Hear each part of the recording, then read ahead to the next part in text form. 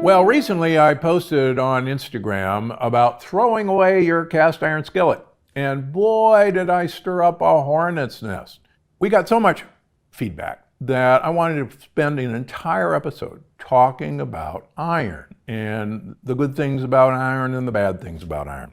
So here's why I came to tell you to throw away your cast iron skillet.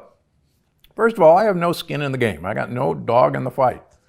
I spent a lot of my time in the South where I loved my cast iron skillet, used my cast iron skillet. This was before I began measuring serum iron in my patients and myself. I follow people's serum iron on an every 3 months basis. Now, why do I do that?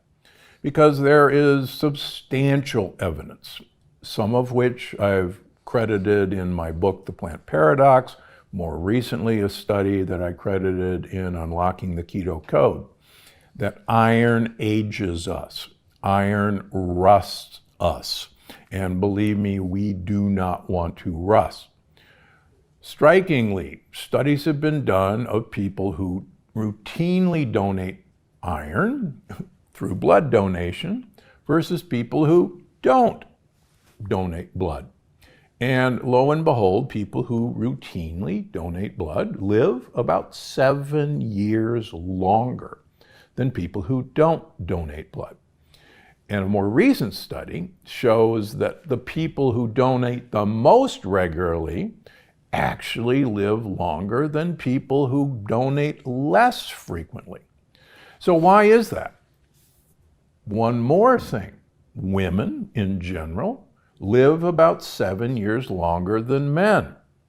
Why is that? Because ladies, for a good half of your lives, once a month you donate blood.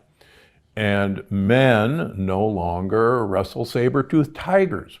So we don't donate blood on a routine basis. And that actually explains one of the interesting longevity disparities between men and women. Now, sadly, we really want to absorb iron. And make no mistake, iron is critical to make hemoglobin, the molecule that carries oxygen around our blood. Make no mistake, we have to have iron. And because we have to have iron, we avidly absorb it through our intestines. For one actually really good reason, because up until modern times, most of us had worms and parasites in our intestines that actually sucked iron out of us, actually caused microbleeding.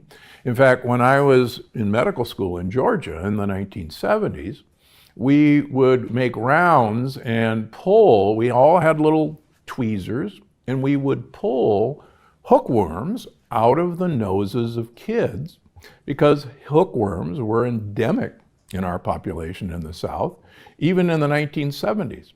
And we saw a lot of anemic kids and adults with hookworms or other parasites. Nowadays, we really don't see that very much. So we were designed to absorb iron as much as we could.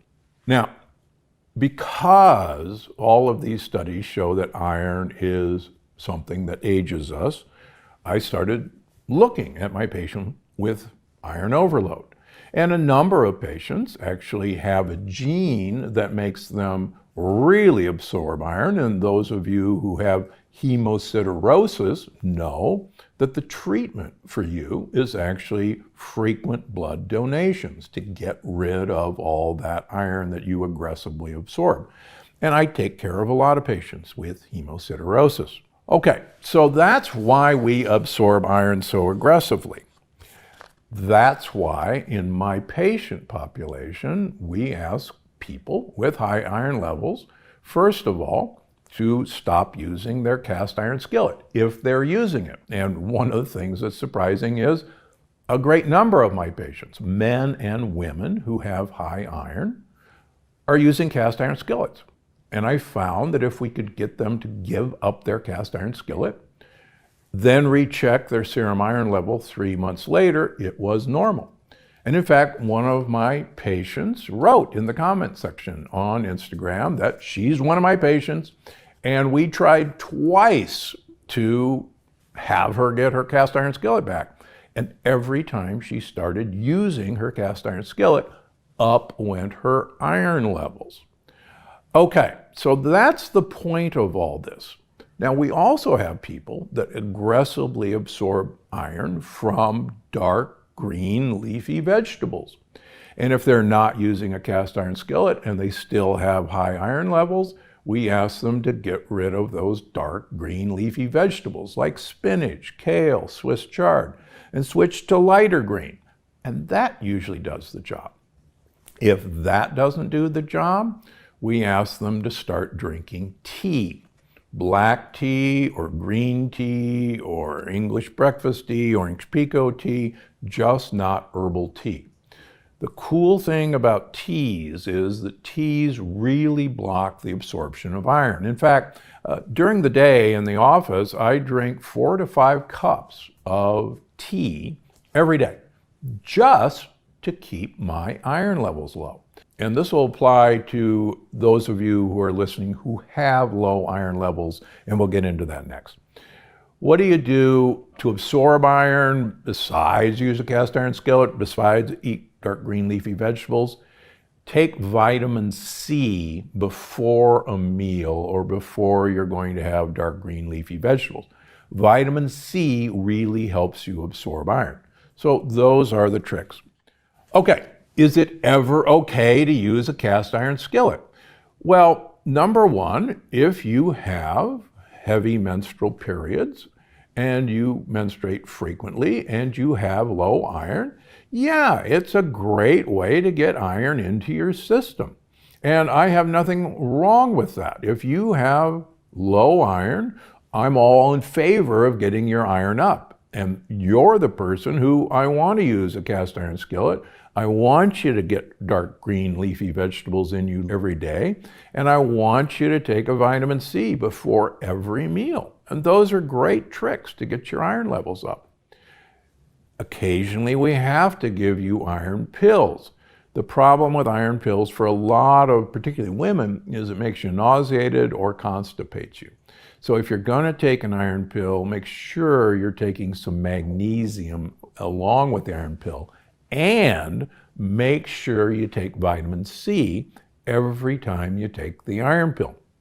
That'll really help you. Second, if you're anemic, make sure your doctor is checking your serum iron level, and make sure that your blood cell indices like MCH and MCV are normal. That could indicate that it's not an iron problem at all that you're anemic. So this is easy to sort out. Just make sure your doctor is doing all those steps like I do in all my patients. Secondly, there are a great number of people who have low iron levels that have nothing to do with being a menstruating female. If you're a man and you have low iron levels, guess what? There's a really good reason for it. And they're worth looking into. First of all, most adult males with a low iron level, we need to be looking for either an ulcer or a polyp or even an intestinal cancer. And it's easy to discover. Just recently, I had one of my patients with a new low iron level. And sure enough, he had a couple of bleeding polyps in his intestines. Luckily, they weren't cancerous. And lo and behold, when he had his polyps out, the next time we saw him, his iron level was back to normal. Yay. Now, older adults may be anemic, but their iron levels are perfectly normal. Many older adults suffer from what's called myelodysplasia, which is simplistically a pre-blood cancer. And most of the time, we don't have to do anything about that. So the point of all this is, just because you're anemic doesn't mean you have low iron.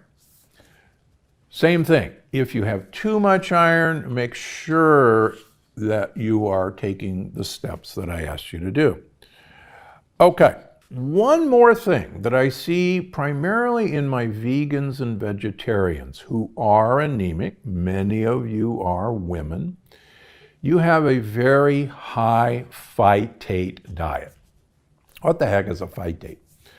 Phytates are part of the plant defense system to prevent being eaten by you and to prevent their babies, their seeds, from being eaten by you. My interest in the plant defense system centers around lectins, which are designed to convince you that it'd be a bad idea to eat certain plants and certain plant babies. But phytates are part of that defense system as well. And phytates block the absorption of minerals. And iron just happens to be one of the minerals that phytates block. So phytates are actually present in grains. They're heavily concentrated in grains. And so if you're getting most of your nutrition from grains, and beans are loaded with phytates, and you have low iron, and you're not a heavily menstruating female, please look into lowering the phytate content. And you'd be amazed how well that works in my vegetarian and vegan patients in raising your iron. Finally, please, please, please stay away from calves liver, folks. In my upcoming book, you're going to find out how dangerous calves liver is for you. And I'm sure I'm going to get a lot of comments about it. And trust me, I grew up in Omaha, Nebraska. I have nothing against beef until now. And I've written about this extensively, and the studies just get overwhelmingly sad about the dangers of calf liver. Here's the solution. Have all the chicken liver you want. Chicken livers are great for you if you have low iron.